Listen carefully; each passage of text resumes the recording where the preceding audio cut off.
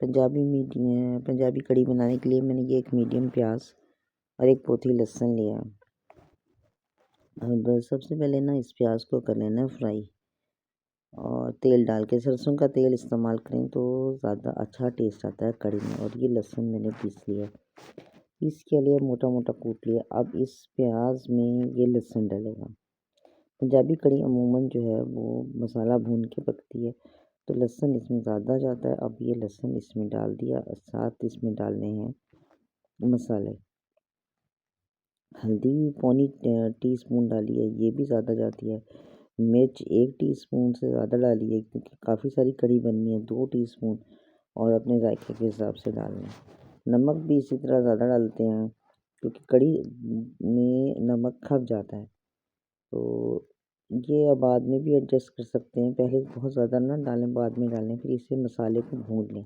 जब मसाला अच्छी तरह भुन जाएगा ना तो हल्दी और लहसुन की कचान निकल जाएगी। अब ये डिश के 3 चम्मच हैं डोंगे के, ये मैंने भर भर के लिए हैं और इस बेसन को छान लें।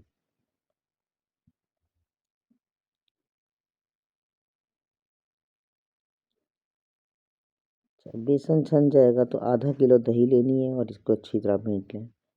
अब इस बेसन में ये दही मिला दें। अब ये जो दही मिल गई ना, अब ये देखिए मसाला कितना अच्छी तरह भुन चुका है। तो अब ये जो टाइम उबाल के पकाने में लगता है, इसका चौथाई टाइम लगेगा और कुकर में तो उससे भी और थोड़ा लगेगा। तो ये जो देखिए बेसन अभी गाढ़ा है, इसमें थोड़ा सा और पानी डाल लें और ये दही का ही पानी दही के डोंगे में जुठा डाल लें ताकि जो थोड़ी बहुत दही लगी है वो भी इसमें डल जाए। और ये डालें जनाब कढ़ी में, थोड़ा थोड़ा करके डालते रहें और चलाते रहें।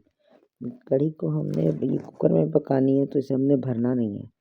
हम बाद में पानी उबाल के इसमें डाल के और इसको पका लेंगे, लेकिन अगर हमने भर लिया ना तो ये कुकर ही फट जाएगा। तो इसलिए थोड़ा थोड़ा इसमें डालें पानी और पानी डाल के और फिर हमने इसको उबलने रखना है।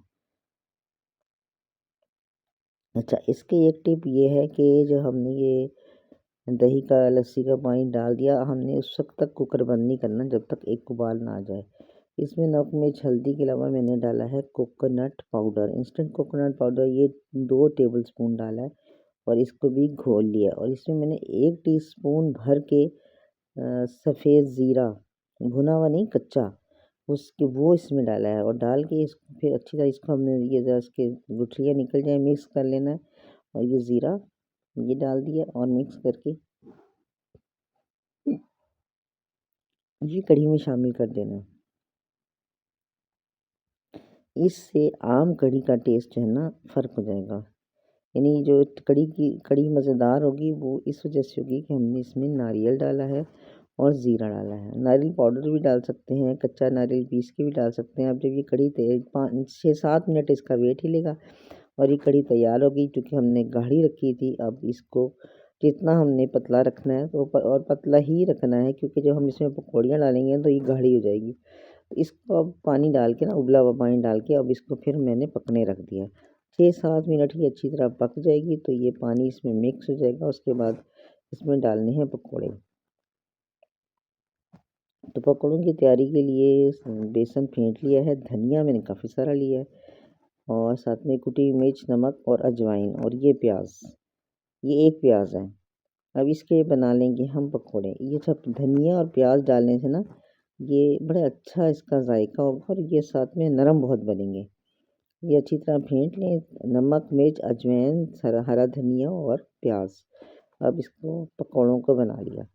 पकौड़ों को बना के डाल देंगे कढ़ी में। कढ़ी गर्म होनी चाहिए और फिर ये बघार लहसुन ज़ीरे और साबित मिर्च का डालें।